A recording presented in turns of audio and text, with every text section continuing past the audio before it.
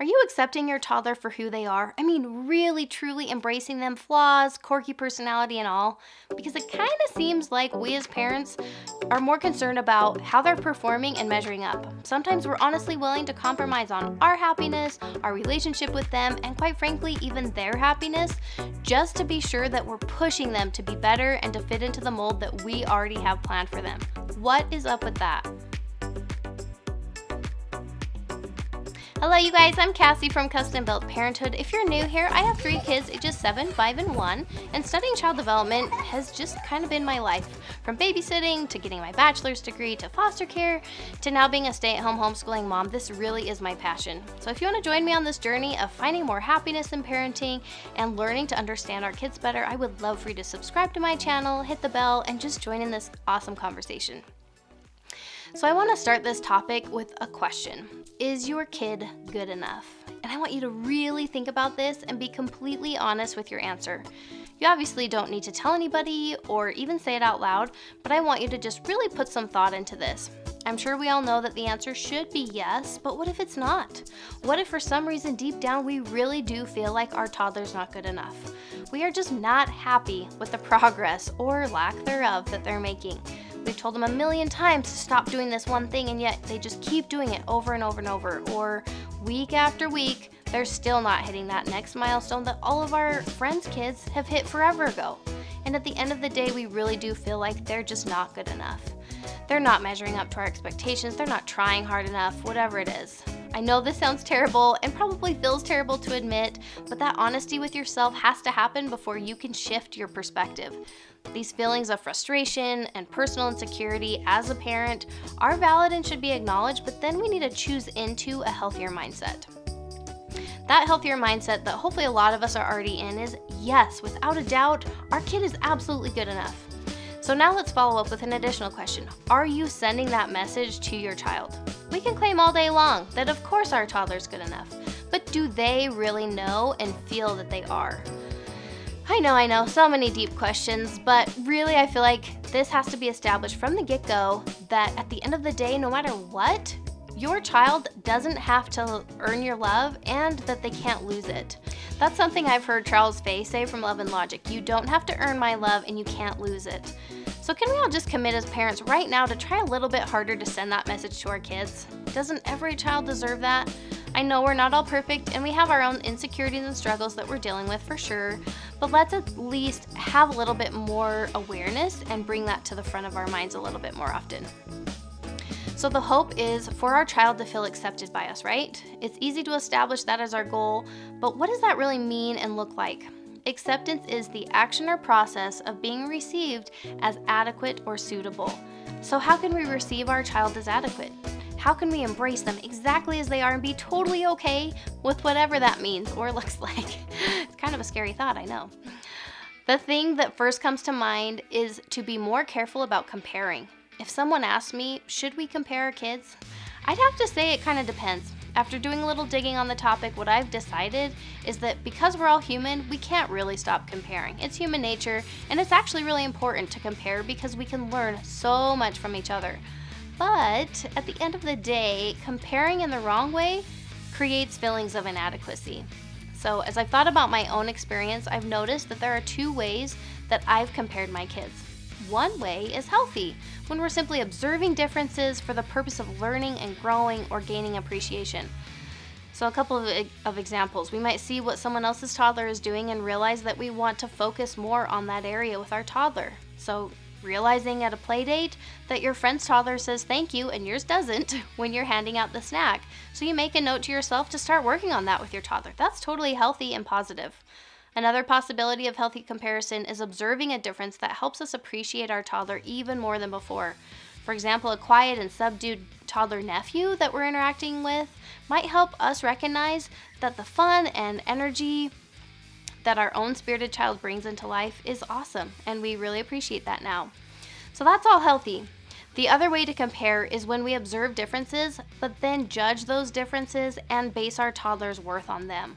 Oh my gosh, I can't believe how articulate that little girl is, and here my toddler is, not even saying a word. Like, what's the deal? See how there's nothing constructive about that, and it's only bringing negativity and into my life, and negativity towards my toddler and how you see them, and probably how you even feel about yourself. Another thing you could maybe notice is you see a woman at the store and her toddler is throwing way bigger tantrums than your kid ever does, and so you walk away from that feeling pride and arrogance about your own parenting or about your toddler compared to them. And even this perceived higher status doesn't bring us happiness, and even if it's pointed out to our child, it still creates feelings of inadequacy because it's putting pressure on them to continue to perform. So basically, the two ways to compare are we either simply notice the difference in a healthy and constructive way, or we can be taking it one step further and placing judgment and kind of placing worth on that difference. Hopefully you can see the difference between these two ways of comparing, but it might leave you wondering why we can't just simply avoid comparing altogether. Wouldn't everybody just be happier without any comparing going on? On top of the human nature factor, like I said, that really can't be avoided, our society puts so much emphasis on our child's performance. There's just no escaping that. Sometimes it feels like all that matters is how our toddler measures up against the rest of the toddlers out there. So we have to talk milestones for a minute. You know, that long list of things that your child should be doing at every given age. Are developmental milestones helpful? Yeah, I really do think they are, and in most of my videos I'm recommending discussing these with a trusted pediatrician. I personally appreciate having a general guide about what to expect. I like having some idea of the average timeline of what kids are doing. Plus, I'm all about being proactive and educated about our child's development, and I know that interventions are super helpful when they're needed. The thing that just kills me, though, is when we let milestones negatively impact our life, our child's life, or our relationship with them. We get to choose whether these comparisons are done in a healthy or unhealthy way, like we've talked about. We can simply recognize delays, use the advice of experts to either course correct or to practice patience if we just need to be patient, or we can see our child's above or below average development as something that makes them better than or worse than other toddlers. This then will poison how we feel about ourselves, our toddlers, and how we see others. So this goes without saying, but no two kids are the same. They're not going to follow the same timeline or even the same order. While it can be helpful to give us insight into what needs to be addressed, nothing trumps a parent's intuition for their own unique child. There's nothing more important to their development than to have a loving relationship with you. And we all have too much on our plates to be inviting more stress into our lives or to put unnecessary pressure on our kids. Life is just too short and too stressful to be wasting our valuable energy on these things that really are quite out of our control. So on the topic of comparisons, one last little tidbit is to try extra hard to avoid comparing kids to their siblings. When parents compare you to your siblings, it probably makes you resent them. Them meaning your parents and your sibling. That relationship is just too close and too personal. Kids don't need any help finding reasons to prove their theory that mom loves this kid the most or this kid is better. Comparisons are likely to cause even more sibling conflict, which none of us need, let me tell you. So we're talking about all of this in relation to a toddler, which might sound a little premature, but despite their young age, I strongly believe this topic is just as relevant now as it will be down the road as your child gets older. The younger and less verbal our toddler is, the less we're probably coming right out and saying these comparisons to them. More likely what's happening is we're just comparing in our minds or verbally with other adults, but then we're letting that comparison really come in the way of how we're seeing our toddler. That then trickles into how we interact with them and ultimately how we talk to them, so it really does matter. So during these earlier years, those unhealthy comparisons are laying the groundwork for more negativity in the future. So during this fun, young stage, you can choose to be happy, proud, and just totally at peace with where your child's at, the temperament they have, and their unique personality.